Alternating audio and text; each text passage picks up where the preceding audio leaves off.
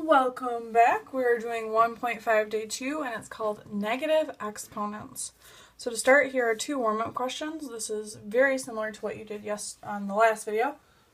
Excuse me. So go ahead and pause and work on those. Remember, you are going to get graded on those points and you need to take notes and submit them when you are done. Alright, so today we're talking about negative exponents. In the last video we talked about zero exponents. So if I look at a couple examples here, if I look at 4 to the 5th over 4 cubed, remember this is same base, so I subtract my exponents because it's division, so I get 4 squared. And then if I look at 4 to the 5th over 4 to the 4th, I get 4 to the 1, which we know is just 4. And then if I look at 4 to the 5th over 4 to the 5th, and I subtract my exponents, I get 0. And what we learned in the last video was that 4 to the 0 is 1. Anything to the 0 power is 1.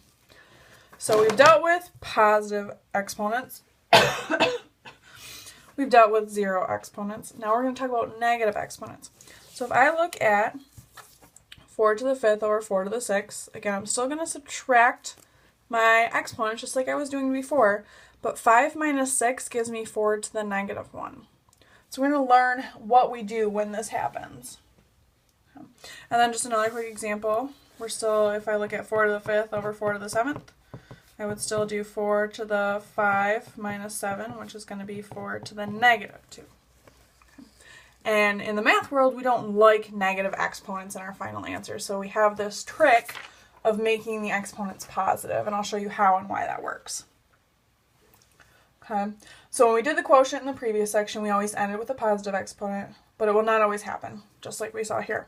Okay, and like I said before, in the math world, we don't like negative exponents. So how do we make the negative exponents pretty is kind of what we want to do. So I'm going to look back at this example, 4 to the 5th over 4 to the 7th. Now we know that 4 to the 5th means 4 times 4 times 4 times 4 times 4, right? We've talked about this many a times. Then 4 to the 7th is 4 times 4 times 4 times 4 times 4 times 4 times 4. Okay? And if I look at each one of these, I know that 4 over 4 is really 1. Okay, so that cancels to be 1.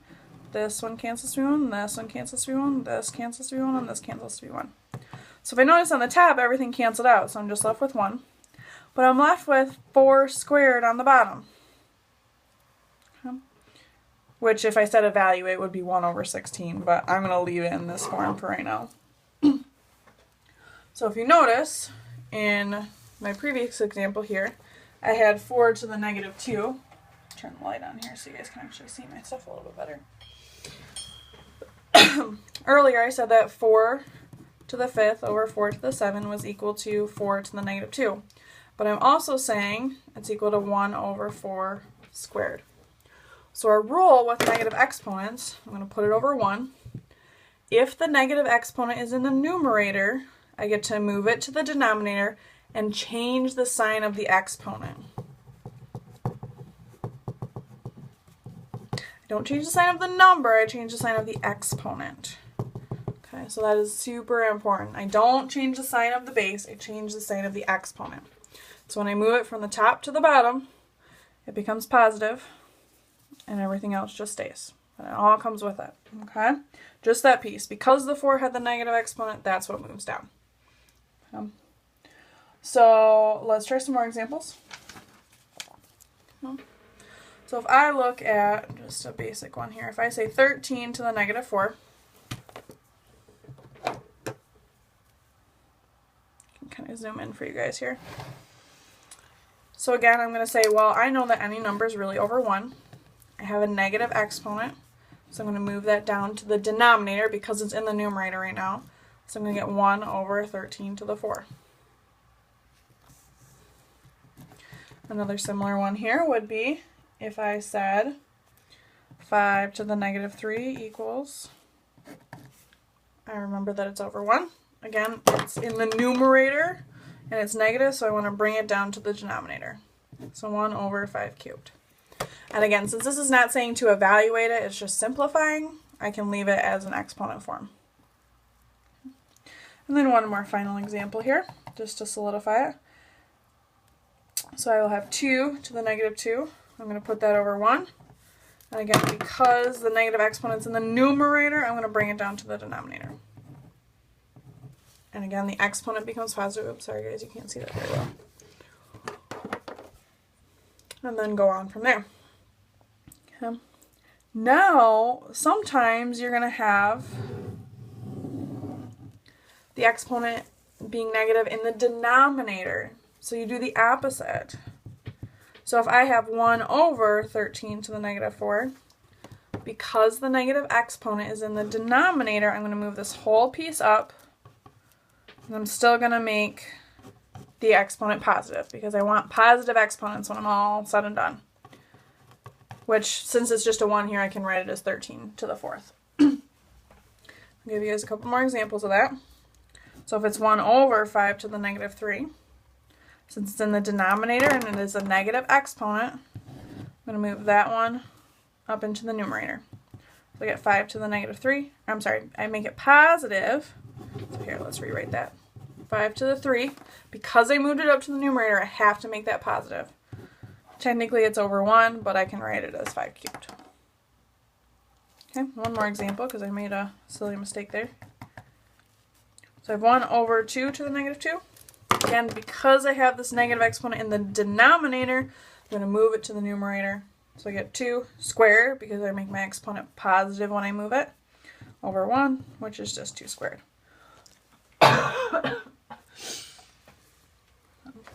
So now we're going to kind of combine some of the things with other properties. So if you need to pause this and catch up, go ahead. But I'm going to keep going. So if I look at this example here, if I have 13 to the negative 4 times 13 to the 7, okay. Now you guys learned about this already. When I have the same base and it's multiplication, I add my exponents. So this is going to be 13 to the negative 4 plus 7.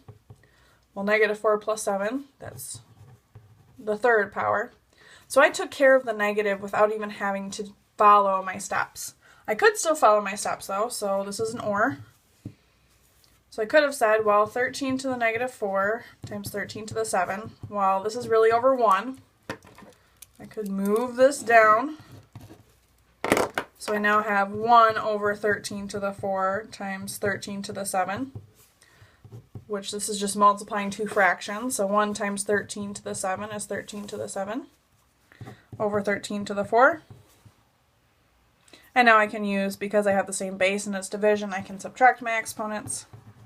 7 minus 4 gives me 13 cubed. Here, I'll zoom out for you guys.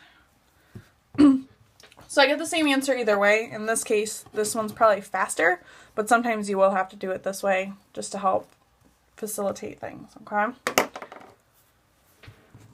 So let's do some more examples here. So let's work with some variables. So I have x to the negative 7 over x to the 4th. Again, I'm noticing two different ways I could do this. The first one is I see that it's division with the same base, so I can subtract my exponents. So I get x to the negative 7 minus 4. A negative 7 minus 4 is x to the negative 11. And since I know that's over 1 and I hate negative exponents, the math world does not like negative exponents. I want positives in my answer. I'm going to flip this, since it's in the numerator, I'm going to flip it to the denominator. So I get 1 over x to the 11th. Another way you could think of this, so again, either way is going to work, whichever way your brain thinks the best. If I do x to the negative 7 over x to the 4th, I can say, well, I know x to the negative 7, that's a negative exponent, so I'm going to move that to the bottom. The x to the 4th, that's a positive exponent, so that stays. So this would be 1 over x to the 4th, because that's saying times x to the 7th, because I'm moving that down to the denominator, and since I moved it, it becomes a positive exponent. Well, now I can say, well, my top stays the same. Now I have the same base, and I'm multiplying, so I can add my exponents. So I have x to the 4 plus 7, which is going to give me 1 over x to the 11th. And again, you'll notice we get the same answer for both things. So it's an either or thing. Again, this way has a few less steps, it looks like. Might be slightly easier to understand, but either way is fine. Okay, I'm not going to expect you to do it both ways on your homework here. Okay. One more example to mix it all together here. So if I look at 9m divided by 3m to the negative 2. Again, there's probably more than one way to do this, but I always like to look at it as a fraction. Okay. So I'm saying, okay, well, I have 9 and 3, and those are my regular numbers. They're not exponents. So 9 divided by 3 gives me 3. And now here I'm seeing, well, my m's go together. They have the same base and it's division. So I'll subtract my exponents. So remember there's an invisible 1 there. So 1 minus negative 2. So 1 minus negative 2, that's the same as adding. So this would be 3m to the third. And again, there's another or way. If I start at this point, 9m to the first over 3m to the negative 2, I'm still going to say 9 and 3 go together. But then I could say, well, this is a negative exponent. I can move it to the top. So I have 3m to the 1 times m squared. Because again, since I move that to the numerator, it becomes positive. So I get 3m cubed. Since these are the same base and it's multiplication, I can add my exponents. So again, you can see I'm getting the same answer. Doesn't matter which way you do it, whichever way you prefer, okay? And it could change depending on the type of problem. Maybe you see it one way in one problem and a different way in a different problem. And that is okay. All right, so your homework, actually let's do an exit slip right here. So remember, this part is graded.